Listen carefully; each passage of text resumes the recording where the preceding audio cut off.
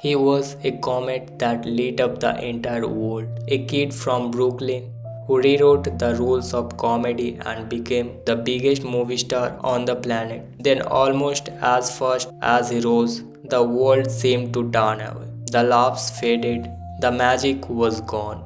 Or so we thought. This is the story of a legend who lost his way only to find something more valuable than fame on the other side. This is the rise, the fall, the unbelievable $200 million comeback of Eddie Murphy.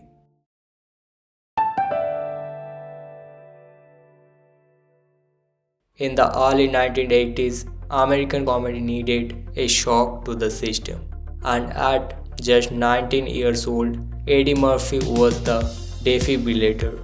Joining a struggling Saturday Night Live, he didn't just fit in, he took over. He was raw, electric, and fearless. His stand-up specials, Delirious and Raw, were not just comedy.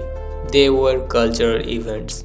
They captured the voice of a generation, and Hollywood came calling. 48 Hours and Trading Places proved he could act, but Beverly Hills Cop that made him a global superstar.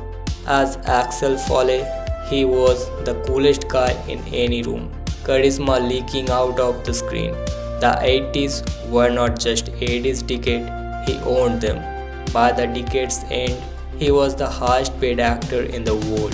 The kid from the projects had conquered everything. But when you are that high, there's only one direction gravity can pull you.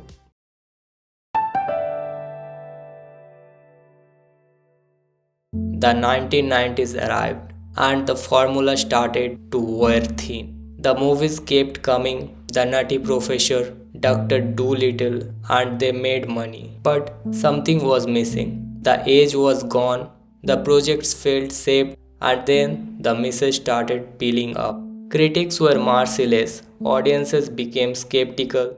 The phrase box office prison started appearing next to his name. But the professional stumbles were only part of the story. Public perception shifted. Personal life scandals played out in the headlines.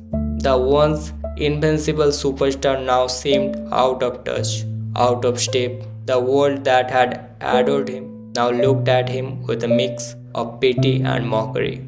And here is the emotional truth of it. Eddie Murphy stepped away. He retreated. He once said he felt like he was in a creative coma. Imagine that. The man born to make people laugh could not find the joy in it anymore. He was a father now, a family man. The fire that once burned white hot had reduced to embers. For many in Hollywood, that would have been the final chapter.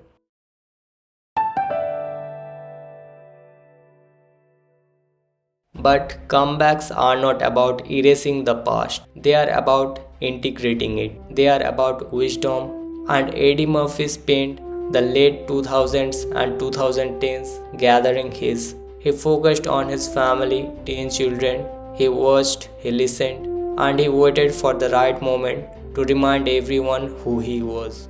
The first sign was the Mark Twain Prize in 2015. The respect from his peers was returning. Then the whisper started. Eddie's going back to stand up. Eddie's working on something special. And in 2019, he delivered not with a broad comedy, but with Dolemite Is My Name, a film about Rudy Ray Moore, an underdog who willed himself into stardom. It was not a coincidence. Eddie poured every ounce of his journey, the hustle, the doubt, the resilience into that performance. The critics raved, "He is back," they said. But Eddie was just warming up. His return to Saturday Night Live was not a guest spot, it was a victory lap, a reclaiming of his throne. The love in that studio was palpable. You could see it in his eyes. He was home. Then the earthquake, a landmark deal with Netflix, reportedly over $200 million, not for safe family comedies, but to do what he does best, stand up and signature Eddie Murphy films. It was not a paycheck, it was the industry's full throttle apology and recognition. At nearly 60, he was once again the most valuable comedian in the world.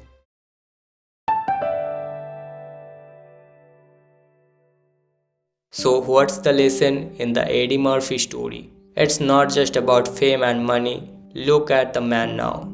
The frantic energy is replaced with a deep, calm confidence. The age has been tempered by wisdom. He survived not just career failure but the erosion of his own identity. And he rebuilt something stronger. He got his joy back. His story speaks to anyone over 25, to anyone who has ever felt like their best days were behind them. It tells us that your past does not define your future, that it's never too late to reinvent yourself, that sometimes you have to lose the thing you were to become the person you were meant to be. Eddie Murphy's legacy is no longer just Raw or Beverly Hills Cop.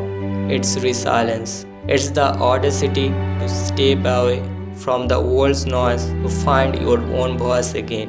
And it's the proof that a true icon is not someone who never falls. A true icon is someone the world still holds its breath for, waiting for them to rise, and when they do, it's magic all over again.